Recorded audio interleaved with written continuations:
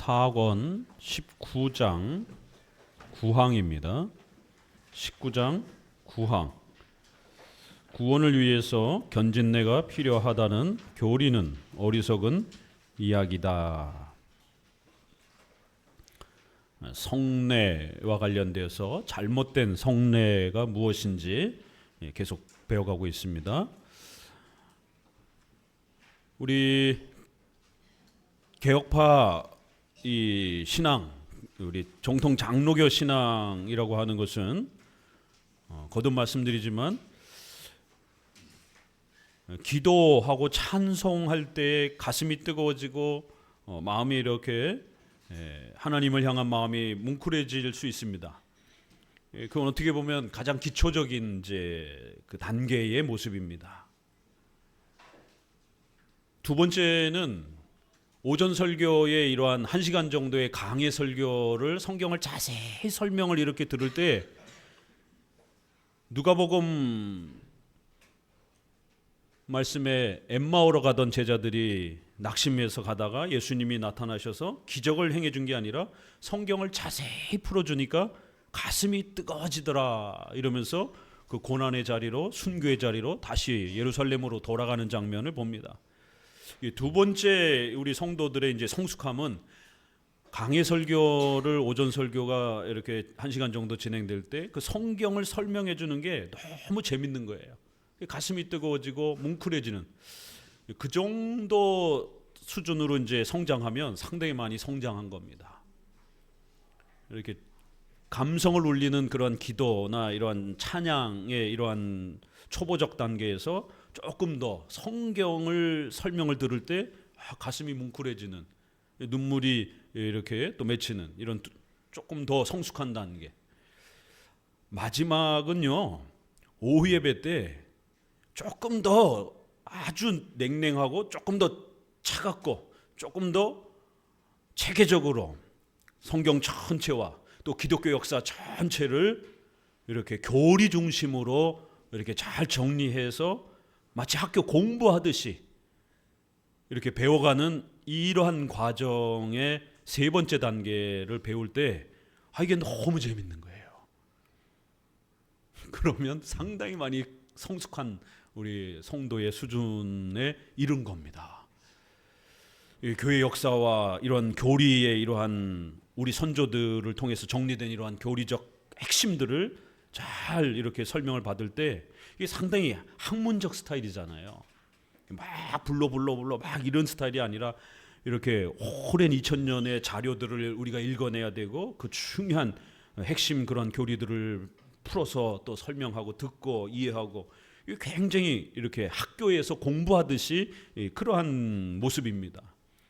한국 사람들은 워낙 공부를 싫어해가지고 정서 자체가 이게 흥이 많고 이런 정의 민족이고 이렇게 많은 그 흥을 갖고 있다 보니까 차분히 앉아서 이성적으로 논리적으로 분석하고 연구하고 이런 게 굉장히 약합니다. 그러다 보니까 한국은 이렇게 주관적인 감정적인 이런 막 집회라든가 이런 것들이 훨씬 유행하기가 쉽고 소위 부흥 전도가 훨씬 큽니다. 대부분 큰 교회들은 다 그렇게 해서 사람들이 몰려갑니다. 그렇지만 정통 기독교는 그런 감정을 소비하는 그러한 방식으로의 기독교가 아닙니다. 우리가 법계 안에 이 세 가지가 기독교의 본질이다라고 이렇게 구약에서도 가르쳐주고 우리 종교개혁자들도 기독교란 무엇인가 막 감정적으로 눈물 흘리고 막 이런 거는 타종교에도 다 있는 거예요. 성경을 잘 읽고 이해하고 성경에 있는 그 핵심 교리를 삼위일체 이걸 보거나 만질 수도 없어요. 이성 일인격 예수님이 한 인격의 신성과 인성을 가지고 있다. 이 신칭이 오직 믿음으로 그리스도께서 이루신 그 의가 우리에게 전가된다. 이런 걸 이해해야 되는 겁니다. 이런 걸 잘 깨닫고 그것이 너무 좋은 거예요. 그런 은혜를 베푸신 그리스도와 하나님의 은혜가 성경을 통해서 배워질 때 너무 좋은 겁니다. 그러니까 성경을 그렇게 사랑하는 거예요. 그러면 인격적으로 하나님을 사모하게 됩니다. 이게 기독교예요. 그러니까 공부하지 않고는 교리를 열심히 성경을 열심히 공부하지 않고는 믿음이 만들어질 수가 없습니다. 로마서 10장 17절에 믿음은 들음에서 나고 들음은 그리스도의 말씀에서 난다. 아주 명확하게 믿음이란 막 감정적으로 주관적으로 뭔가를 보고 느끼고 막 경험하고 이래서 만들어지는 게 아니에요. 정통 기독교는 오직 성경을 잘 가르쳐서 또 그 성경의 핵심 교리들을 요약해서 또 그걸 2000년 교회사 속에서 수많은 이단들이 있었고 또 중간에 혼합주의가 있었기 때문에 그걸 잘 걸러내면서 정통 기독교 교리가 어떻게 계승되어 왔는지들을 교회사적으로 또 교리적으로 우리 성도들에게 풍성하게 이렇게 설명해 줄 때 성도들은 그 올바른 교리를 더 잘 이해하게 되는 그런 걸 간직하는 거예요. 그러한 것들이 너무너무 재밌고 즐겁고 그 교리의 핵심을 붙잡았을 때 우리가 시편 오늘 불렀던 것처럼 지존하신 하나님께서 온 세계를 지배하시고 다 다스리시고 우리를 하나님의 기업으로 택해 주셨다는 거예요. 예정론, 하나님의 절대 주권론, 시편 찬송이 주는 힘입니다. 이게 다 발 아래 무릎 꿇게 하시고 하나님이 우리만 하나님이 선택한 백성으로 세우셨다라는 거예요. 이게 찬송가에는 이런 강력한 교리적 표현들이 없습니다. 왜요? 사람들이 감성적으로 간증하면서 작사를 한 거기 때문에 신학적으로 잘 훈련된 성도가 작사한 게 아닙니다. 신학자들이 이렇게 작사를 한 게 아니라 성도들이 즉흥적으로 이렇게 감동받아가지고 작사를 한 거기 때문에 교리적으로 부족하고 모자른 게 굉장히 많아요. 그 표현들이. 이렇게 우리가 오후에 기독교 강요의 이런 부분들 400년 전 또 2000년 사이의 많은 이야기들을 이름도 생소한 이런 사람들의 내용들을 되짚어가면서 올바른 성례론이란 과연 무엇인가 이런 것들을 배워가는 거예요. 그러면 그것이 잘 우리 안에 정립이 되고 그러면 오늘 우리 시대에 잘못된 성례론은 과연 무엇인가 이게 눈에 보여야 돼요. 그래서 오늘날 신사도 운동이라든가 제2 성령 세례 운동이라든가 이런 다양한 우리 주변에서 예배 운동들을 펼치고 있잖아요. 이게 얼마나 비성경적인지가 눈에 보여야 됩니다. 그러면 상당한 수준에 이제 오르게 되는 겁니다. 그래서 초보적인 단계에서 좀 더 성숙한 단계로 성경을 사랑하고 그 다음 단계는 성경을 요약한 그러한 또 교리의 이러한 핵심들을 잘 배워가고 열심히 배워가고 그러면 이제 그것이 우리 여러분 안에 잘 녹아서 정리가 되면 우리의 주변의 삶을 우리 주변의 형편을 정확하게 꿰뚫어 볼 수 있는 통찰력과 안목들이 형성이 되는 겁니다. 그러면 분별력이 형성이 되어서 이게 옳은 것인가 저게 옳은 것인가를 잘 분별하면서 하나님의 뜻을 선택할 수 있는 지혜를 얻게 되는 겁니다. 계속해서 성례, 예배, 올바른 성경적 예배란 성례란 과연 무엇인가? 성례가 변질되었을 때 어떤 식으로 인간의 욕망을 자극하면서 변질되어지는가? 그건 인간의 죄악된 욕망을 자극하면서 변질되어 가는 거기 때문에 카톨릭에서 왜 이 5개를 만들었겠어요? 아주 절묘하고 교묘하게 인간의 그 욕심, 종교적 욕구를 긁어주는 거예요. 가려운 부분을 긁어주는 겁니다.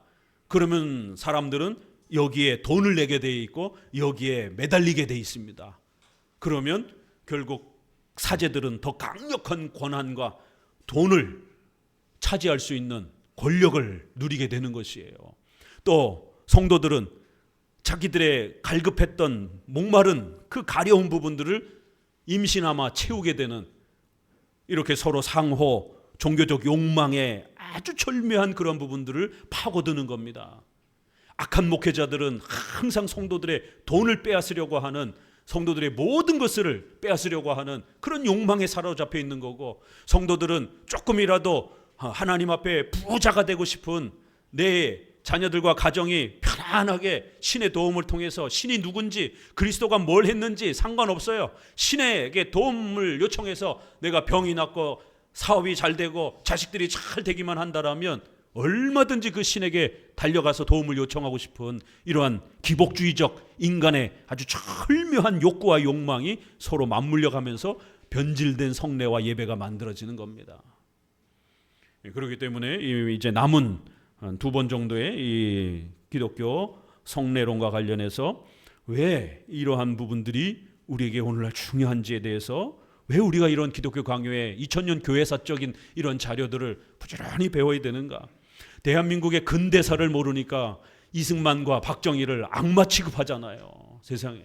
전교조가 학생들을 다 지배해가지고, 저도 가끔씩 이렇게 유튜브에 이렇게 올라오는 자료들을 보게 되면 일선 학교에서 학생들을 어떻게 가르치는가, 이승만과 박정희를 악마화하고 미국을 아주 우리의 적대 국가로 이렇게 교사가 그렇게 소개를 해요. 그걸 학생들이 몰래 촬영을 해가지고 유튜브에도 이렇게 올리고. 야, 우리 학교 현실이 정말 이렇구나. 이런 학교에 과연 아이들을 보낼 수 있을까? 지금 이제 3살, 5살, 7살 이런 자녀들을 두고 있는 우리 부모들 정신 바짝 차려야 돼요.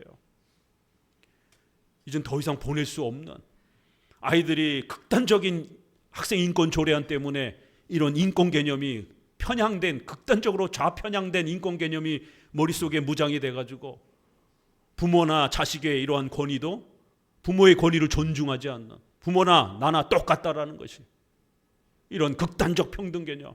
그래서 부모도 고발하고 아동학대죄로 부모도 고발을 하는, 부모를 오히려 권위를 무시하는, 이걸 정당화하는 이런 시대의 이런 인권 개념으로 아이들이 무장된단 말이에요. 어떤 일이 벌어지겠냔 말이에요. 미국에 대해서 아주 강한 적대감을 이렇게 아이들이 무장하고 사회에 나온다고 생각해 보세요. 부자들을 미워하고 삼성이나 현대를 아주 악한 그런 기업으로 이렇게 인식하면서 아이들이 사회에 나온다고 생각해 보세요. 중국이나 북한을 옹호하고 그들이 주장하는 사회주의의 평등 국가가 마치 파라다이스와 같은 그러한 새로운 세계인 것처럼 이렇게 무장된 아이들이 사회에 나온다고 생각해 보세요. 끔찍한 겁니다, 정말. 그렇기 때문에 예배에 대한 이러한 변질도, 또 건강한 우리가 살아가야 되는 삶의 인격을 형성하는 이러한 최소한의 국가 간과 세계 간의 이러한 내용도 변질되어지는 것은 다 역사를 모르기 때문에, 역사를 제대로 배워본 적이 없는 겁니다. 이승만과 박정희 대통령의 그 평가를 제대로 배워본 적이 없는 거예요. 교회 역사 속에 칼빈과 루터와 어거스틴을, 그 사람들이 누구예요? 이러고 있으면 안 된다라는 것이죠. 적어도 우리 장로교 개혁주의 이러한 교회를 다니는 성도들은 부지런히 아이들에게도 이런 인물들의 책들을 읽혀주고 이야기해주고, 성경 이야기도 해주고 교회사 이야기도 해주고. 교회사를 모르니까 성도들이 이단에 빠지는 거예요. 왜 오늘 한국교회에 이루어지는 많은 이러한 변질된 예배들은 과거에 이단들이 해왔던 거란 말이에요.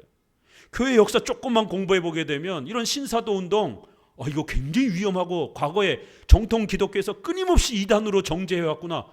그럼 함부로 그런 데 빠지면 안 됩니다. 그런데도 거기에 빠져서 심취해서 살아가는 모습을 봅니다. 교회사를 공부하지 않기 때문에, 교회 역사를 공부하지 않기 때문에 한국교회 성도들은 너무 쉽게 이단에 빠지는 거예요. 그래서 부지런히 이제 기독교 강요 마무리해 갑니다. 이제 19장, 그리고는 20장 딱 한 장 남았습니다. 국가관. 마지막에 왜 칼빈이 기독교 강요에 국가관을 맨 마지막에 배치했을까? 오늘날 이런 국가에 대해서 얼마나 말들이 많습니까? 국가론을 제대로 정립 못해서 갈팡질팡하고 이러한 모습들을 볼 때에 적어도 우리가 종교개혁 후손이라면 종교개혁자들이 어떤 국가관을 정립해 줬는지, 성경적 국가관은 어떤 것인지 이러한 부분들까지도 아주 잘 정립할 수 있는 아주 좋은 교과서가 되는 겁니다. 자, 구원을 위해서 견진내가 필요하다는 교리는 어리석은 것이다. 계속해서 견진내, 제2의 뭔가 능력 세례를 받아야 되는 유아 세례를 무시하는 1단계의 이러한 세례를 무시하고 2단계의 뭔가 더 새로운 능력 세례를, 성령의 충만함을 새롭게 더해주는 그런 어떤 의식을 받아야 되는 것처럼 1, 2단계로 이렇게 세례론을 구별하는 건 로마 카톨릭 방식이라는 겁니다. 첫째 줄 읽습니다. 그뿐 아니라 그들은 신자는 모두 그리스도인이 되어야 하며 주교의 견진례를 받아 성유를 바르지 않은 그리스도인이 한 사람도 없도록 해야 된다고 첨가한다. 여기 보세요. 신학 원리가 똑같잖아요. 1, 2단계 세례를 받은 후에 또 다른 어떤 안수에 의해 가지고 성령을 받는 2단계의 어떤 의식이 있다라는 거예요. 그래서 완전한 그리스도인으로 이렇게 바뀔 수 있는 그런 어떤 두 번째 단계의 세례를 받아야 된다. 성령 세례를 받아야 된다. 오늘날 성령 세례, 능력 세례 이렇게 표현하는 오순절파의 순복음교회의 이러한 방언 운동, 또 여러 가지 신사도 운동의 이런 많은 이런 부분들은 비성경적이고 이건 로마 카톨릭에서 온 겁니다. 정신 바짝 차리셔야 돼요. 이게 정상적인 기독교 성령 운동이 아니란 말이에요. 완전한 그리스도인들, 뭔가 2단계의 그리스도인이 되어야 되는 것처럼, 옛날에 CCC의 그 사형리도 마찬가지입니다. 저도 대학생 때 사형리 갖고 전도도 하고 그랬지만 거기 보면 동그라미 이렇게 3개가 있습니다. 이게 알미니안주의 구원론입니다. 우리 정통 기독교에서는 신자와 불신자 2단계밖에 없어요. 그런데 희한하게 가운데다가 또 다른 단계를 만들어 놓고 의자에 예수님이 없어요. 그러나 이 동그라미 안으로 들어오긴 했어요. 불신자는 가운데 예수님이 의자에 앉아 계시는데 저 바깥에 동그라미 있는 거예요. 그러니까 예수님을 영접하지 않은 거예요. 그런데 두 번째 단계는 예수님을 영접하긴 했는데 예수님을 왕으로 삼지 않는다라는 거예요. 의자에 내가 앉아 있는 거예요. 그럼 도대체 이게 신자예요? 신자가 아닌 거예요. 명목상 그리스도인이라는 거예요. 그럼 명목상 그리스도인은 신자입니까? 아닙니까? 신자일 수도 있고 아닐 수도 있다. 이렇게 말하는 거예요. 그럼 왜 그렇게 말하느냐? 예수님이 의자에 앉으시는, 우리의 마음의 중심에 예수님이 왕으로 이렇게 앉으시는 그 단계에 이르러야 진짜 그리스도인이라는 거예요. 이 중간 단계는 내가 의자에 앉아있는, 예수님을 영접해놓고도 내가 의자에 앉아있는 이러한 크리스찬은 중간에 다시 지옥으로 떨어질 수 있다는 거예요.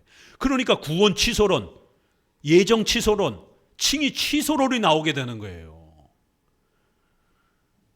이건 로마 카톨릭의 연옥교리고 알미니안주의의 칭의 구원 취소론 개념입니다. 우리 장로교는 바르게 신앙 고백해서 세례받으면 한 번 구원은 영원한 구원입니다. 예수 그리스도의 십자가, 하나님의 선택하신 이러한 구원은 막 왔다 갔다 하는 게 아닙니다. 절대적인 하나님의 은혜와 역사이기 때문에 그리스도께서 단 한 번 십자가의 죽으심으로 우리를 완벽하게 구원해 주시는 것이지 절반만 구원해 놓는 게 아닙니다. 그러니까 이 중간 단계에 이러한 크리스찬은 없는 겁니다. 연약해도 예수님을 진실하게 영접하고 세례를 받으면 그 사람은 명백히 천국의 백성인 하나님의 자녀인 겁니다. 다만 신앙이 연약하다 이렇게는 말할 수 있는 겁니다. 고린도전서에 보면 아이 같다 이렇게 말하잖아요. 그래도 그리스도인으로 취급해 주는 겁니다. 젖먹이 어린애같이 이렇게 싸우느냐 이렇게 책망합니다. 그래도 그들을 그리스도인, 고린도 교회의 성도들 이렇게 말해주는 거예요. 이게 신자도 아니고 신자가 아닌 것도 아니고 명목상 크리스찬이다 이렇게 말하면 안 되는 겁니다. 이게 알미니안주의적 구원론, 로마 카톨릭의 구조 구원론입니다. 그러니까 성도들이 교리에 대해서 무지하니까 로마 카톨릭 또 정통 우리 도르트 총회에서 2단으로 정죄받은 알미니안주의 구원론을 가지고 전도지를 만들어 가지고 전도를 하는 거예요. 이게 있을 법한 일입니까 이게? 완전한 그리스도인. 그러면 어정쩡한 그리스도인도 있습니까? 그런 그리스도인은 없는 겁니다. 신자이면 신자인 거고 아니면 불신자인 거지. 이렇게 두 단계로 이렇게 설명하는 건 전부 로마 카톨릭의 견진례 개념에서 나온 겁니다. 쭉 내려오셔서 10방 카톨릭 교회는 견진례를 세례보다 중요시 여긴다. 오늘날 성령 세례 운동자들이 세례는 무시하고 제2의 능력 세례를 훨씬 더 많이 강조하잖아요. 똑같습니다 이게. 왜요? 로마 카톨릭에서 온 교리이기 때문에 그런 겁니다. 첫째 줄 끝으로 그들은 이 거룩한 기름 바르는 일을 세례보다 더욱 존중해야 된다고 단정하고 그 이유로서 세례는 모든 사제들이 행할 수 있지만 견진례는 주교들의 손으로만 행하기 때문이라고 한다. 이렇게까지 자기들의 조작품을 사랑하기 때문에 하나님께서 제정하신 가장 거룩한 제도를 함부로 멸시하는 사람들은 분명히 미쳤다고 밖에 할 수밖에 없다. 아, 모독적인 입이로다. 너는 너의 악취나는 입김과 중얼거리는 주문으로 더럽혀진 기름을 감히 그리스도의 성례에 대립시키며 하나님의 말씀이 성별한 물과 비교하는가? 주교, 이 사제들이 훨씬 더 능력이 있는 것처럼, 그래서 그 사제와 주교들이 기도해야만이 뭔가 더 특별한 능력을 받는 것처럼, 그러면 누구의 능력이 더 높아지겠어요? 가톨릭 사제들의 권위가 훨씬 더 높아지는 거죠. 이 두 번째의 능력을 주는 게 누구예요? 사제들이란 말이에요. 교황이 지옥에서 천국으로 옮겨줍니다. 성인으로 인정을 해줘야 연옥에 안 빠지고 바로 천국에 갑니다. 가톨릭 300년 역사 속에 한국에 성인을 안 만들어줬어요. 동양 사람이라 그래서. 이 동양 계통에 있는 사람들은 성인을 안 만들어줍니다. 잘. 이게 민족성이 들어가 있어가지고. 유럽과 로마 이쪽만 기득권을 갖고 사제들과 주교들, 교황이 뽑혀지는 거예요. 동양 사람들, 아시아권 사람들을 미개한 종족이다라고 하는 그들의 민족 우월주의적인 이러한 인식들이 있어가지고 교황도 나오지도 않고 추기경도 나오지도 않고. 지금 아시아 쪽에서 교황 나온 적 있습니까? 없어요. 이번 교황이 유독 독특한 게 뭐예요? 미국 사람이잖아요. 트럼프의 어떤 입김도 미국에 이런 어떤 영향을 받았다라고, 지난번에 트럼프가 내 덕분에 교황이 되지 않았느냐고 교황하고 막 충돌할 때, 왜요? 전통적으로는 로마하고 프랑스라든가 스페인 이쪽 유럽에서 교황을 다 주고받았기 때문에 그런 겁니다. 유럽 선민주의에 가득하기 때문에. 2014년에 교황이 한국에 방문해서 칭의 일치 선언문을 통합 측하고 이러한 기장이라든가 자유주의적 장로교도들하고 맺었습니다. 그 전에 감리교하고 루터파하고는 벌써 예전에 칭의 선언문을 발표했고요. 우리 걸 포기하고 가톨릭 거를 수용하면서 오직 믿음으로가 아닙니다. 믿음으로 구원받고 행위도 무시할 수 없다. 이게 가톨릭 칭의교리입니다. 우리는 오직 믿음으로 구원받는다. 이게 우리의 칭의론이고요. 우리 거 포기하고 오직 빼고 가톨릭 칭의론으로 칭의 일치 선언문을 맺었습니다. 2014년에 교황 방문하고 나서 그런 일이 벌어졌습니다. 그리고는 128명을 한국 사람을 성인으로 교황이 인정해 준 거예요. 10억씩을 해줬습니다. 김대건 신부 있잖아요. 성인 아니었어요. 이제사 128명을 처음으로 가톨릭 역사 300년 만에 성인이 되어야 바로 천국에 가요. 일반 성도들은 다 연옥에 가는 겁니다. 연옥에 빠져서 어떻게 해야 천국 간다고요? 면죄부. 자식들이 교회에다가 돈을 많이 바쳐서 그 면죄부 통에, 헌금 통에 금화, 은하가 땡그렁하고 무게소리가 어떻게 나느냐에 따라 금화가 떨어지면 빨리 천국에 가고, 이게 가톨릭의 연옥교리인 겁니다. 결국 가톨릭의 이러한 무시무시한 부패는 시간을 흘러서 2027년 내년에 세계 청소년 가톨릭 청소년 대회가 서울에서 열립니다. 24년 로잔 대회, 2013년 WCC를 부산에서 개최했고, 인천 로잔 대회, 25년에 WEA 서울총회, 27년에 세계 가톨릭 청년 대회, 그리고 2033년에 로마 가톨릭 대회하고 WEA 대회가 2033년에 준비하고 있습니다. 왜 2033년인가? 예수님이 33세 죽으셨다라고 해석하고 2000년이 됐다라는 거예요. 예수님이 십자가에 돌아가신 지 2000년을 기념하여 전 세계에 전도를 하자. 전 세계에 반 이상을 전도하자. 이거 다 옛날에 선교단체가 해 써먹었던 이야기인데, 더 무시무시한 것은 기독교도 이 운동을 하고 가톨릭도 이 운동을 합니다. WCC도 이 운동을 준비하고 있습니다. 그리하여 2033년에는 예수님이 오신 2000년을 기념으로 해서 가톨릭과 정교회와 기독교가 전부 다 하나가 되어서 우리가 기독교를 세우자. 그리고 더 나아가서는 타종교와도 연합하고 서로 사랑으로 하나가 되는 종교적 일치와 사랑을 펼치자라고 하는 운동이 2033 운동입니다. 무시무시한 일들이 세계사적으로 이루어져 가고 있습니다. 여기에 좌파 기독교인들이 가장 앞장서서 NCCK에 속해 있는 이러한 분들이 종교 혼합주의를 주도하고 있습니다.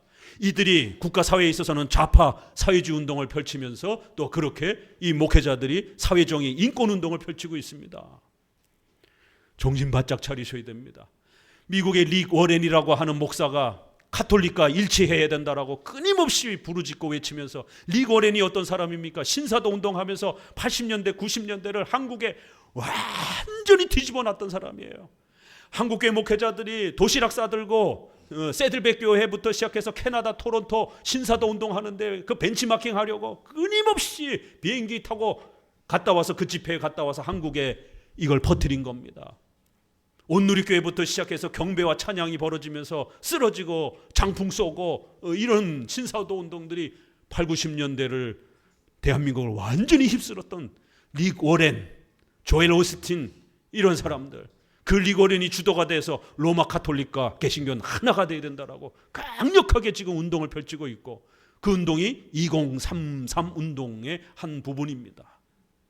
그리고 내년에 2027년에 개신교가 또 축하 사절단 형태로 가톨릭 세계대회에 또 함께 또 많은 일들을 할 겁니다. 우리 종교개혁자들 루터, 칼빈이 관뚜껑에서 뛰쳐나올 일입니다. 오직 믿음으로 구원받는다라고 외쳤다가 가톨릭 트렌트 공의회의 그 신조에 믿음으로 구원받고 행위도 무시하면 안 된다라고 이렇게 주장해야 되는데, 오직 믿음으로라고 말하는 자들에게 저주가 있을지어다. 가톨릭 칭의론 선언문에 우리 개신교회의 칭의론을 저주했던 그 저주문은 아직도 안 바뀌었습니다. 그런데 가톨릭하고 손을 잡고 We are the world, 우리 하나 됩시다라고 외칠 수가 있겠습니까? 그들의 손에 의해서 바돌로무의 대학살에서 10만 명가량이 프랑스 기독교인들이 처형을 당했습니다. 그리고는 개신교는 완전히 사라져버렸어요. 지금은 유엔이라고 하는 강력한 힘에 의해서 가톨릭이 기독교인들을 죽이지 못하는 것이지 여전히 발톱을 숨기고 있는 겁니다. 왜 WCC에 가톨릭이 아주 중심된 역할을 하고 있습니까? 가톨릭이 중심이 돼서 전 세계 기독교를 장악하려고 하는 음모가 있는 겁니다. 그래서 2013년에도 가톨릭에서 축하 사절단을 보내고 축하 또 동영상도 보내고 종교에서도 보내고, 그런데 정교회는 그렇게 힘이 없어요. 왜냐하면 세계적 조직이 아니기 때문에. 러시아라든가 뭐 그리스 그 정도밖에 이렇게 힘을 못 발휘하기 때문에. 그러나 가톨릭은 워낙 조직력과 세계적인 그러한 체계가 크기 때문에 자신들을 중심으로 해서 이 WCC를 기독교 연합 운동이라고 하는 형태로 결국 가톨릭화시키려고 하는 겁니다. 여러분, 종교개혁의 싸움은 아직도 끝난 게 아닙니다. 정신 바짝 차리고 우리의 자녀들을 정통 기독교, 우리 종교개혁자들이 루터와 칼빈이 목숨을 걸고 오직 믿음으로라고 하는 정통 기독교를 회복시켜준 이 소중한 이 신앙을 지켜 계승해 가야 됩니다. 말씀과 성례 중심의 올바른 세례와 성찬만 하나님이 주신 성례라고 하는 이 소중한 예배의 규정적 원리, 인간이 좋아하는 그러한 자의적 예배를 절대로 만들어서는 안 된다라는 것이, 오직 세례와 성찬만 성경적인 걸로 알고 지켜가라는 겁니다. 이거를 변형시키는 것은 미친 짓이고 성경을 모독하는 것이다라는 거예요. 아주 악친하는 말들이라는 겁니다. 말만 그럴듯하게 하는 아주 더러운 입들이라는 거예요. 얼마나 종교개혁자들이 이 성경의 예배를, 성경의 성례론을 파괴하는 것을 얼마나 이렇게 엄중하게 책망했는지를 문장을 통해서 보시라는 겁니다. 자, 셋째 달라 560페이지. 그러나 그들은 처음 이유를 말함으로써 스스로 도나투스 파임을 폭로하지 않는가? 그들은 성례의 가치를 집행자의 가치에 따라서 정하기 때문이다. 이 로마 가톨릭의 이런 아이디어가 어디서 왔다고요? 도나티스파. 이 도나티스파는 어거스틴 400년대에 어거스틴과 싸웠던 목사입니다.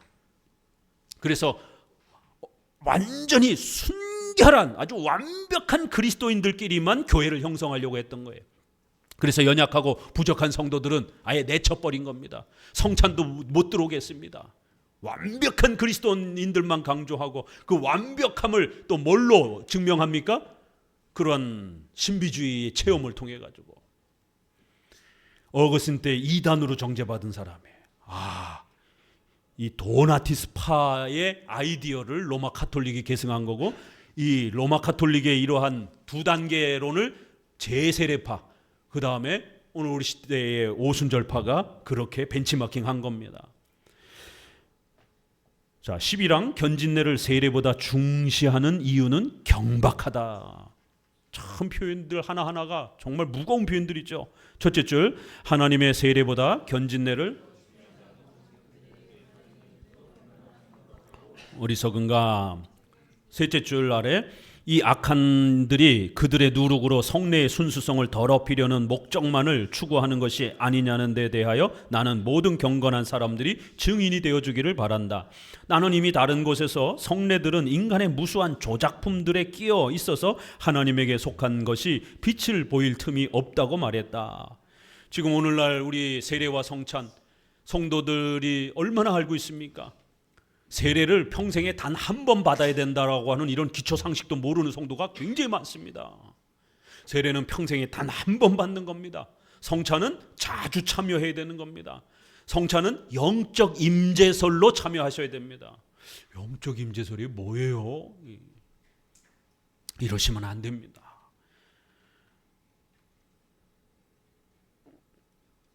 성령세례, 능력세례 운동, 제2의 성령세례 운동 때문에, 오순절파의 순복음의 이러한 운동 때문에 세례와 성찬의 가치가 다 희미하게 그렇게 덮여져 버렸어요.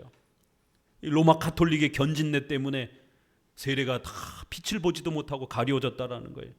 밑에서 다섯째 줄 읽어봅니다. 견진례는 세례보다 덕을 더 많이 증진시킨다고 짓거리는 그들의 셋째 이유는 그들의 불경건을 폭로한다.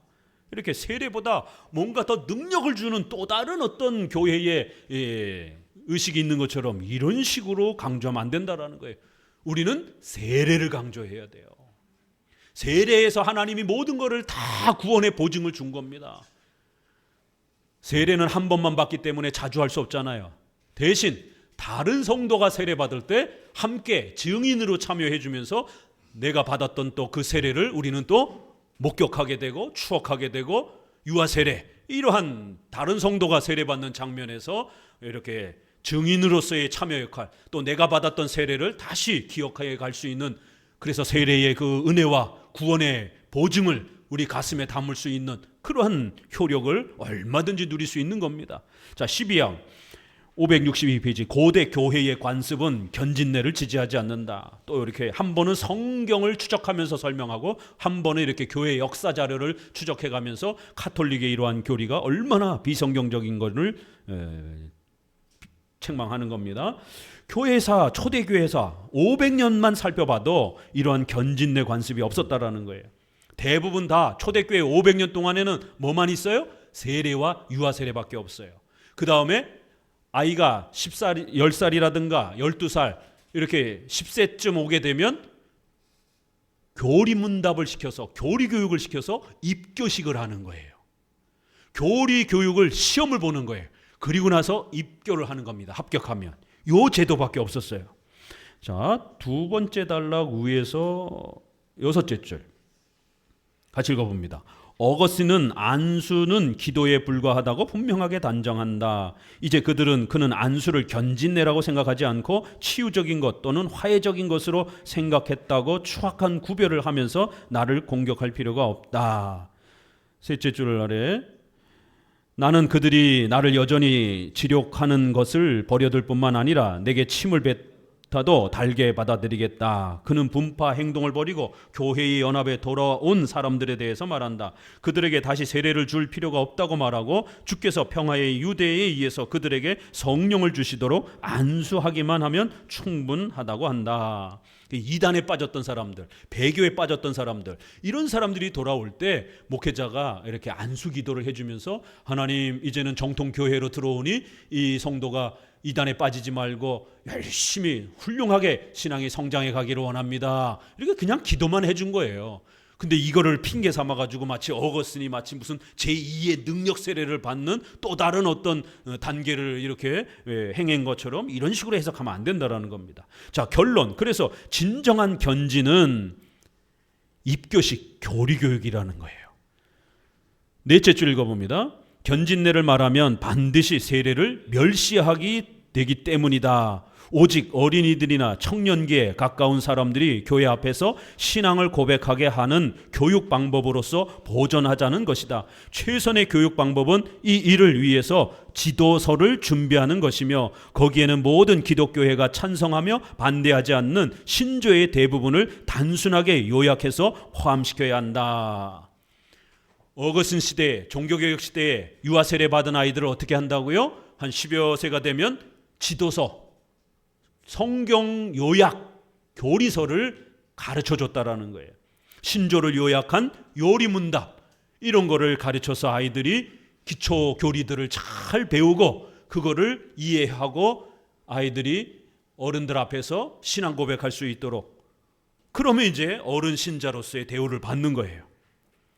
계속 읽어봅니다. 10살 된 어린이가 교회 앞에 서서 신앙을 고백하며 신조마다 질문에 대답할 것이다. 밑에 줄, 이와 같이 교회가 보는 데서 어린이는 하나의 진정하고 진지한 믿음을, 신도들이 한 마음으로 한 하나님을 경배하는 믿음을 고백할 것이다. 이렇게 10살, 이제 서구에는 빨리 죽잖아요, 아이들이. 또 어른들도 40, 50대면 많이 죽고 그러기 때문에 한 10살 정도면 입교를 행했던 겁니다. 그런데 이제 요즘에는 워낙 오래 살고 또 이제 아이들의 발달도 조금 이렇게 뒤로 조금 연결해서 서양은 한 12살 정도. 우리 한국은 합동이나 저희는 만 14세, 합시는 만 15세로 이렇게 정했더라고요. 요거는 교단이 자유롭게 정할 수 있는 거예요. 그 청소년 시기에 이제 그 이성이 잘 형성될 수 있는 그 어른으로서의 이제 초입의 단계의 나이를 한 14세에 15세 잡아주는 겁니다. 그럼 그때 입교식을 하고 교리문답 교육을 훈련시켜서 아이가 성인 신자로, 성찬을 받을 수 있는 성인 신자로 들어오면 되는 겁니다. 이 절차만 교회에 있었지 무슨 견진례라든가 뭐 방언을 받는 이런 또 제2의 능력 세례를 받는 이런 어떤 의식이 교회 안에 없었습니다. 절대로 이런 거 따라하면 안 됩니다. 오히려 교리 교육을 통해서 아이들이 성도 앞에서 신앙 고백을 할 수 있는 교리문답 교육의 입교의 질서를 회복해야 됩니다. 10대 아이들이 있는 부모도 이런 질서가 있는지도 모르는 이런 부모님들도 많이 계시는 거예요. 1차적으로는 목사의 잘못입니다. 교육을 안 했으니까 모르는 거죠, 성도들도. 그저 노래 부르고 감정에 취해가지고 감정만 흥분시키는 이런 예배와 이런 기독교만 쫓아다녔기 때문에 성경과 교리와 교회사를 공부하지 않으니까 정통 기독교가 2000년 동안 내 자녀를 지키기 위해서 부모가 목숨을 걸고 신앙교육을 했던 이 전통과 질서는 다 잃어버린 거예요. 그게 뭔지도 모르는 겁니다. 그러니까 한국교회 지금 주일학교에서 행하는 그런 거나 쫓아다니는 거예요. 옛날에는 무슨 성경 암송이라든가 이런 대회도 했는데 이제는 그런 것도 안 합니다. 캠핑이나 가고 물놀이나 가고, 이게 도대체 학교 무슨 저기 보이스카웃인지 이게 구청 프로그램인지. 교회는 성경을 가르쳐야 되는 겁니다, 아이들에게도. 왜요? 그게 교회의 본질이기 때문에. 교리문답 학교라라고까지 이렇게 우리 장로교는 불렀던 겁니다. 우리 10대 자녀들을 키우고 있는 우리 부모님들 명심하셔야 됩니다. 이거 안 하면 여러분의 자녀를 잃어버립니다. 전교조가 지배하고 있는 이 무시무시한 이 학교 교육의 이 형편 속에서 또 그러면 대안학교만 하면 됩니까? 아니죠. 애들이 TV에서 보고, 영화에서 보고, 게임에서 보고 듣는, 또 주변에서 아이들이 보고 듣는 모든 세계관과 문화가 반기독교적이고 동성애를 옹호하고 좌파의 이러한 사회주의를 옹호하는 이러한 평등 사상의 문화에 아이들이 노출되어 있단 말이에요. 우리 아이들을 어떻게 지킬 겁니까? 2000년 동안 우리 아이들을 신앙으로 지키기 위한 전통적 질서가 있습니다. 이건 제가 만든 게 아니에요. 성경이 출애굽기에서 아이들에게 출애굽기 13장에 명령하잖아요. 출애굽하고 나온 다음에 유월절을 행하면 아이들이 물을 거라는 거예요. 엄마 아빠 이게 뭡니까? 그러면 성경 전체를 가르칠 수는 없으니까 아이잖아요. 그러니까 핵심만 요약해서 유월절의 의미를 가르쳐라. 신명기 6장 문 바깥 문설주라든가 임방에 기둥에다가 성경을 써놓으라는 거예요. 그러면 창세기부터 계시록 그 다 써놓을 거예요? 그럴 수는 없잖아요. 그 얘기는 성경의 핵심을 써놓으라는 거예요. 그리고 손목에다가 이마에다가 성경의 핵심을 써놓고 아이들이 끊임없이 보고 읽을 수 있도록 강론하라. 자, 하나님이 명령했습니다. 성경을 어떻게 가르치라고요? 강론하라. 이 강론하다라고 하는 이 히브리어가 원어를 보게 되면 대장장이가 칼을 다듬는 그런 단어예요. 칼을 열심히 반복적으로 다듬어라. 다듬다 할 때 쓰는 단어입니다, 이게. 그게 약간 변형이 돼서 강론하다라는 단어로 이렇게 변형이 된 거예요. 그럼 이게 뭔 뜻이에요? 칼을 다듬기 위해선 대장장이가 몇 번 쳐야 돼요? 수천 번은 쳐야 됩니다. 반복적으로 그 철을 계속해서 내리치면서 다듬으라는 거예요. 반복해서 다듬다라는 어원입니다, 이게. 그 얘기는 아이들에게 성경을 가르치고 성경의 핵심 교리를 가르칠 때 한 번 가르쳐갖고 몰라요. 이신칭의 삼위일체 이거 애들이 어떻게 알아듣습니까? 수백 번, 수천 번을 엄마가 앉혀놓고 하루에 3번씩이라도 아침에, 점심에, 저녁에 이렇게 실천하세요. 이신칭이 따라해봐. 이신칭이 그러면 밥 한 숟갈 주고 전가 그러면 반찬 한 입 넣어주고 이게 뭐예요? 그냥 들어 그냥. 우리가 언어를 배울 때 엄마가 옹알이를 계속 아이가 옹알이 할 때 말을 많이 해줘야 아이가 그 언어를 습득하면서 어느 순간에 말이 확 터지잖아요. 그런 것처럼 기독교 교리를 어려서부터 반복적으로 수도 없이 철을 반복적으로 다듬듯이 반복해서 성경의 핵심 교리를 아이들에게 읽혀주라는 거예요. 자, 누가복음 1장 4절에 데오빌로 각하여 당신에게 내가 가르친 바, 지난번에 복음을 가르친 바 차례대로 써냈습니다. 이번에 예수님의 생애에 대해서 내가 차례대로 써서 당신에게 소개할 겁니다. 지난번에도 당신이 나에게 복음을 배운 바, 배웠다 이렇게 돼 있잖아요. 영어에는 그냥 teach라고 이렇게 수동형을 쓰는 정도밖에 못해요. 영어도 번역이 없기 때문에. 그런데 이 단어가 카테케오라고 하는 헬라어에서 옵니다. 그래서 그걸 변형해서 카테크테스 이렇게 표현을 합니다. 이 헬라어가 라틴어로 넘어가면서 카테키스무스라고 이렇게 바뀝니다. 사촌지간이에요. 헬라어와 라틴어는. 철자와 내용이 발음이 거의 똑같습니다. 카테케세스라고 하는 단어가 카테키스무스로 바뀌면서 영어로 넘어갈 때 카테키즘이라고 뒤에 우스만 빼버린 거예요. 다 사촌지간이기 때문에. 그래서 카테키즘, 라저 카테키즘, 쇼터 카테키즘, 대요리 문답, 소요리 문답. 교리 문답을 전문적으로 표현하는 영어의 표현이 카테키즘이라는 단어입니다. 그만큼 성경을 배울 때 어떻게 가르쳤다고요?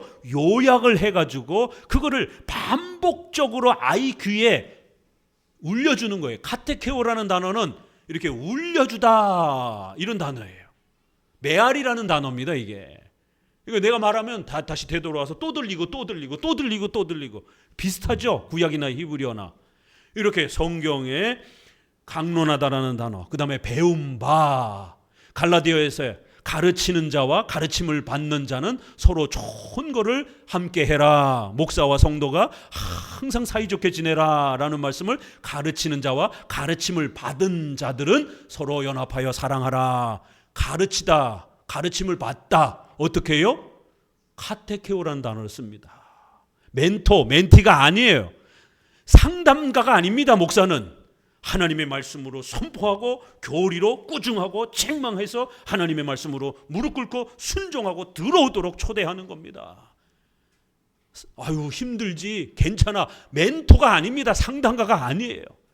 이렇게 해서 교리문답 자, 가르치는 자, 교리문답을 배우는 자, 이렇게 성도와 목사를 소개했습니다. 성경이 아주 정확하잖아요. 이런 방식으로 성경을 자녀들에게 소개하라는 거예요. 부모님들 명심하시고 또 명심하셔야 됩니다. 집에 소유리문답 책 하나씩 비치해 두고 또 여러 또 해설 번역들도 한번 보고 부모가 먼저 공부하고 그 다음에 교회 와서 우리 교리문답 공부 시간에 각 반에 또 아이들이 교리문답 공부하게 또 시간을 주고 이렇게 해서 집에서 교회에서 양면으로 원래는 학교에서도 해줘야 되는데 학교는 지금 사라졌기 때문에 할 수가 없는 거예요. 우리 종교개혁자들은 학교에서까지도 교리문답 공부가 있어갖고 3번에 걸쳐서 강력하게 아이들을 교리문답으로 무장시켰던 겁니다. 그러면 그 아이들이 성인이 돼서 기독교 교리에 대해서 아주 출중한 지식을 갖고 있고 그 지식을 갖고 설교를 다 소화해내고 성경에 아주 출중한 이러한 지혜와 명철을 갖고 신자가 성인 신자로 성장하는 겁니다. 그럼 기독교 안 떠납니다. 성경을 안 가르치고 교리를 안 가르치니까 20살만 되면, 아니요, 요즘에 중학생만 되면, 중2만 되면 부모 말 안 들어요. 교회 가자 그러면 안 갑니다. 어떻게 컨트롤할 거예요? 달란트 시장이라든가 캠프라든가 이런 거 갖고 안 됩니다. 영어 수학만 잘 가르쳐서 안 돼요. 인격이 또 성경에 대한 이해를 통해서 신앙이 형성되지 아니하면 아이가 크면 결혼하면 내 자식 아닙니다. 부모와 오히려 척을 지고 부모와 원수가 되고 이런 경우들이 얼마나 많습니까? 정신 똑바로 차리고 죽을 때까지 자녀들의 보살핌을 받으면서 화목한 가정으로 천국과 같은 이러한 가정이 되기 위해서는 부모와 자녀가 신앙으로 일치가 돼야 돼요. 도덕과 인격이 일치가 돼야 돼요. 부모도 자식 버리는 부모 많습니다. 자식도 부모 버리는 아주 불량한 자식들 많습니다. 사회주의 좌파 인권의 이런 개념으로 세계관으로 훈련되면 늙은 부모들 다 버려버립니다. 왜요? 유물론 사상이기 때문에. 경제활동을 나에게 돈을 줄 수 있을 때가 부모로서 대우받는 거고 경제활동을 물질을 도움받지 못하면 더 이상 부모로서의 기능을 못하는 거예요. 그럼 버림받는 거예요. 왜요? 물질주의이기 때문에, 공산주의는 유물론이기 때문에 물질을 생산할 수 있을 때만 가치가 있는 거예요. 이게 무서운 좌파 사상입니다. 그러나 우리 성경은 부모님은 하나님 대신에 우리에게 창조의 이러한 일을 통해서 하나님이 하셔야 되는 이러한 일들을 부모가 하나님으로부터 위탁받아 창조의 위대한 역사를 통하여 자녀를 낳아주고 오랜 세월 동안 키워주는, 그래서 늙고 병들어도 물질적인 도움을 못 준다 할지라도 부모로서의 하나님이 받으셔야 될 그 영광을 하나님이 부모에게 위탁해 주신 권한이 있기 때문에 평생 돌아가실 때까지 돌봐드리는 그 권위를 존중해야 되는 5계명, 부모에게 순종하고 공경해라. 그리하면 장수하실 거고 모든 하는 일들을 하나님이 축복해 줄 것이다. 이러한 가치를 우리는 배우는 겁니다. 이게 다른 거예요. 그래서 교리문답 공부로 아이를 가르쳐라. 마지막 단락 보세요.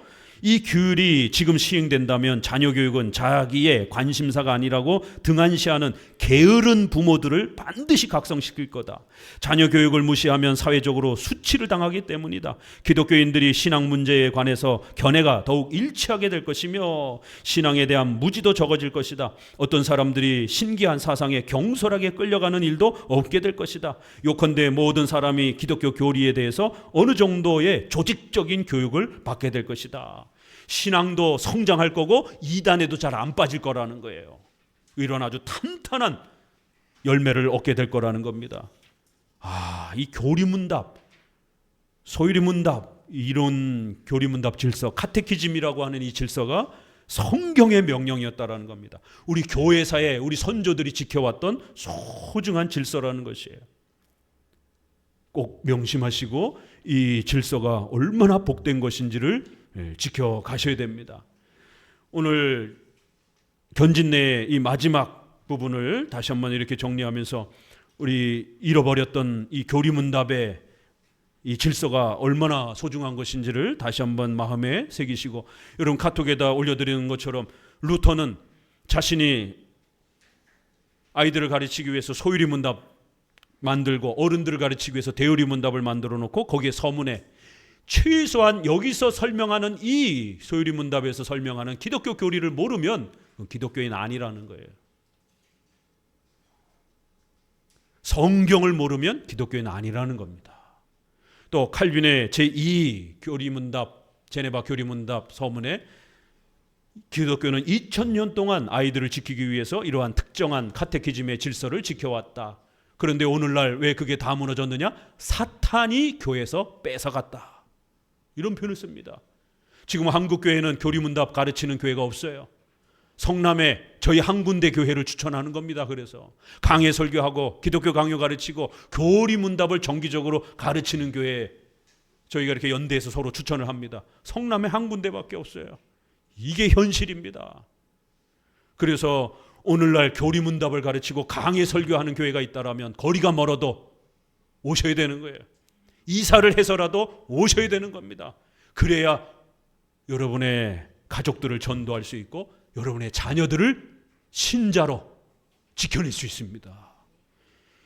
성경이 소개하고 있는 유일한 신앙 교육 방법입니다. 이게 구약, 신약 모두 해서 교리 요약 형태로 성도들이 자녀들에게 가르치라고 이렇게 명령하고 있는 거예요. 사탄이 이걸 뺏으려고 온 힘을 기울인다. 왜요? 이거 뺏으면 자녀들은 사탄의 것이 되니까, 머릿속이 텅텅 비니까. 그러면 사탄적 생각을 얼마든지 아이들에게 집어넣어 줄 수 있는 거예요. 그래서 사탄은 교회사 속에서 제일 먼저 뺏은 게 성경을 뺏은 것입니다. 과거에는 라틴어로 돼가지고 성도들이 성경을 읽을 수가 없어요. 가톨릭의 예배는 전부 다 라틴어로 돼서 뭔 말인지 몰라요. 예배를 보기만 하는 거예요. 구경하는 거예요. 오늘 우리 시대는 성경이 많아졌습니다. 인쇄술이 발달이 돼서 4차 문명 때문에 어마어마한 혜택을 누립니다. 그러나 성도들이 성경 한 장도 못 읽게 하는 거예요. 왜요? 재미난 게 너무 많으니까. 핸드폰 들여다보고 있으면 시간 가는 줄 몰라요. 성경 한 장도 읽지 못하게 사탄이 다른 걸로 확 섞어놔 버린 거예요. 교리문답 싹 없어져 버렸습니다. 사탄이 뭘 뺏어갔습니까? 첫 번째 성경을 뺏어갔고, 두 번째 교리문답을 뺏어갔어요. 그러면 성도나 아이들의 머릿속이 텅텅 비는 겁니다. 우리 선조들은 이렇게 교리문답을 지키기 위해서 목숨을 걸고 몸부림치면서 집에서, 교회에서, 학교에서 교리문답을, 성경을 가르치기 위한 이 방법론, 하나님이 가르쳐준 이 유일한 방법론을 붙잡기 위해서 몸부림쳤던 겁니다. 여러분에게 소개해주는 그런 책들을 우리 부모들은 열심히 읽으시고, 또 제가 쓴 소유리 문답, 또 거기에서 10대, 10살 아래쪽에 한 50문 정도 어린이 교리 문답 형태로 아주 쉽게 7, 8살 이런 아이들을 향해서는 소유리 문답이 조금 어렵기 때문에 그거보다도 더 줄인, 반으로 줄인 그런 교리 문답도 있습니다. 그래서 카페에 추천하는 그런 내용들도 있고, 그러니까 부지런히 부모들이 관심을 가지고 내 아이들을 어떻게 무엇으로 양육시킬 것인지에 대해서 부지런히 공부하셔야 됩니다. 최근에 우리 배 형제가 AI를 접목해가지고 우리 홈페이지에다가 아주 놀라운 이 도구를 만들어 놨습니다. 저도 그래서 제가 몇 가지 실험 삼아서 이렇게 검색을 해보는데 100% 똑같습니다.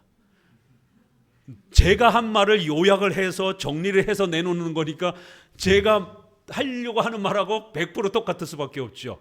그러니까 AI 기능의 일반적 기능은 모든 기독교 자료를 모아서 이렇게 답을 해주잖아요.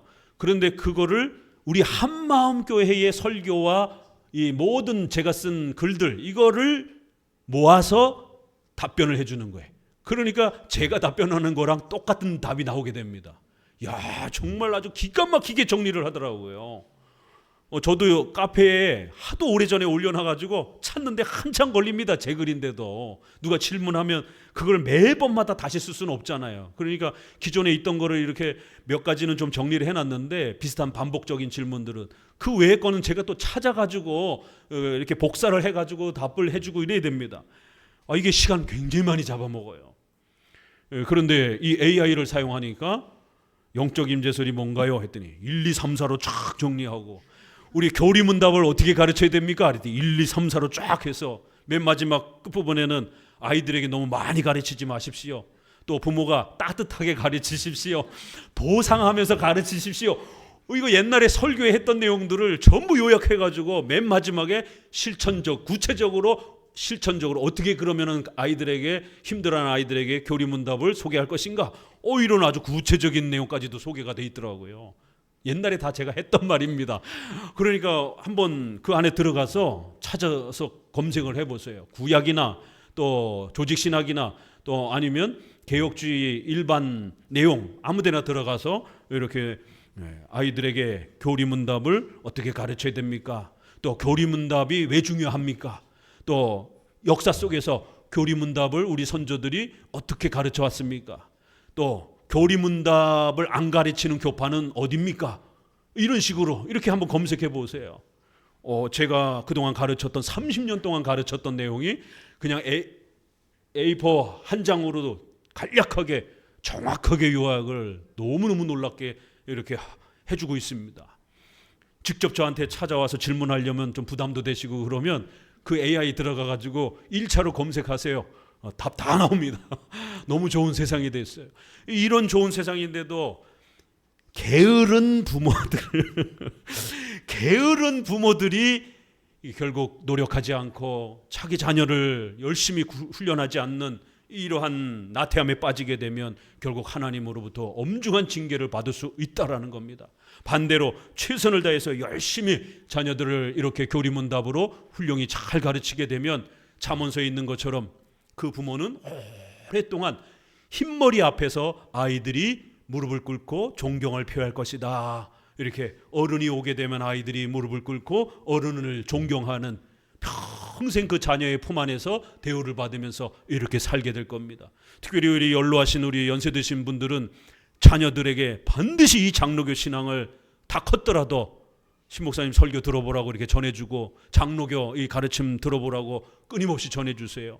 왜냐하면 늙어서 버림받지 않으려면 반드시 5계명을 강조하는 우리 개혁주의 신목사님의 이 설교 5계명 10계명 설교를 자녀들한테 부지런히 전해줘야 됩니다. 용돈만 주지 말고 용돈에다가 이 10계명 좀 들어봐 이러면서 거기 5계명 좀 들어봐 이러면서 전해주세요. 그러면 자녀들이 부모를 공경한다는 게 무슨 의미인지, 우리 장로교회에 다니는 우리 어르신들만이 평생 버림받지 않고 자녀에게 보살핌을 받으면서 살게 될 겁니다. 왜요? 부모 공경에 대해서 이렇게까지 강하게 강조하는 교파가 없습니다. 장로교만이 내 부모를 공경하라 라고 하는 이 가르침을 우리 자녀들에게 아주 어마어마하게 강조합니다. 저도 이거를 배우지 못했을 때는 부모님하고 어마어마하게 충돌을 했습니다. 부모님하고 많은 갈등을 일으키고 부닥치고 왜 이게 갈등이 되는지 서로 이해를 못해갖고 다 같이 기독교인인데도 불구하고 싸우고 다투고, 장손이다 보니까 더더욱 무거운 책임감 때문에 나중에는 버거운 짐처럼 막 느껴지기도 하고. 그런데 저도 장로교 신자가 되고 나서 장로교 목사님에게 이 5계명을 다시 배우기 시작하면서 내가 그동안 부모님을 잘못 대했구나. 그게 죄인지도 몰랐던 거예요. 그냥 의견 차이라고 생각했던 거예요. 부모님에게 이렇게 전화 한 번 안 하고 또 이렇게 부모님 식사 한 번 이렇게 챙기지 않고 이런 거를 그냥 바빠서 그냥 또 서로 의견 충돌이라 이렇게 둘러댔던 거예요.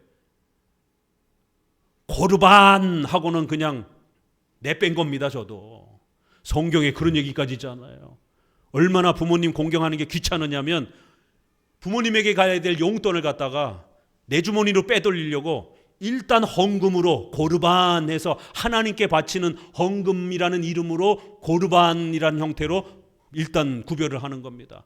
그래 놓고는 제사에다가 갖다가 안 쓰고 슬쩍 제사장에게 조금 모자라서요 다음에 드리겠습니다 하고는, 부모님한테는 제사에 바칠 헌금으로 구별해서 돈이 좀 없습니다 이번 달 고르반 이렇게 해놓고는 그 제사에 안 바치고 자기 주머니로 이렇게 집어넣는 거예요. 그래서 고르반을 이용해 가지고, 제사에 드리는 헌금을 이용해 가지고 부모님에게 용돈을 안 주는 이런 악독한 자녀들이 있더라는 거예요. 그래서 성경에 그 고르반 제도를 악용하는 자녀들을 책망하는 본문이 나옵니다. 이게 죄라고 책망을 하는 거예요. 저도 그런 부분에서 부모님하고의 의견 충돌이 아니라 이게 죄구나, 제가 먼저 반성하고 깨닫고 회개하면서 부모님하고의 관계는 그렇게 맺어가는 게 아니구나, 불편함이 아니구나, 이러면서 관계가 조금씩 5계명 아래에서 저희가 먼저 바뀌니까 부모님하고의 관계도 원활하게 다시 회복이 되고, 결국 제가 5월 달마다 우리 성도들에게 소개하는 것처럼 성남시에서 효부상을 받았습니다. 적어도 장로교 신자는 이런 본을 좀 보여야 될 것 아니겠습니까? 신자들이 부모랑 맨날 싸우고 부모님 한번 제대로 찾아뵙지도 않고, 그러면 불신자인 부모님이 부모님께 전도하면 너나 잘하세요 이렇게 되는 거예요. 불신자인 자녀들도 잘하는데 신자인 자녀들이 부모와 갈등을 일으키고 싸우고 끊임없이 불편하게 서로가 갈등을 일으키고, 이게 뭐냐라는 거예요. 그래서 저희도 그렇게 성장해 가면서 부모님, 특별히 할머님을 사형제인데 작은아버지 다 살아계시고 작은 어머님들도 권사고 막 이런데, 저희 집안 얘기를 해서 좀 죄송합니다. 교리문답을 통해서 5계명을 통해서 얼마나 놀랍게 변하는지를 좀 목회자의 가정을 통해서 소개해 드리는 겁니다. 근데 권사님, 집사님인데도 용돈 한 번 안 드리고 병원 한 번 가는데 같이 가주지도 않고 전부 다 저희한테 맡겨놓고, 그래도 할머니가 치매기가 와서 벽에 똥칠할 때까지 우리가 보통 그런 말 많이 쓰잖아요. 정말 이렇게 막 변해를 이렇게 흘리셔서 남자아이들만 저희 큰아이들이 있고 그런 상황에서 씻기고 또 그런 부분들을 또 돌봐드리는 이런 과정들, 95세까지 사셨습니다. 마지막 순간에 한 1년 반, 2년 정도를 목회하면서 신방을 가야 되는데 갈 수가 없는 거예요. 이게 계속 30세끼를 식사를 대접해야 되고 그러다 보니까 수련회 갈 때 오죽하면 할머니를 작은 댁에다가 일주일만 좀 모시라고 모셔다 놓고 수련회를 진행을 했어요. 그 일주일 모시는 것도 힘들어가지고 작은 댁들은 투덜투덜대고 빨리 모셔가라고, 이런 과정을 통해서 93세까지 그렇게 모시다가 2년 정도만 요양원 해서 이렇게 마지막을 보내시면서 95세에 장수하시고 그렇게 돌아가신 것이.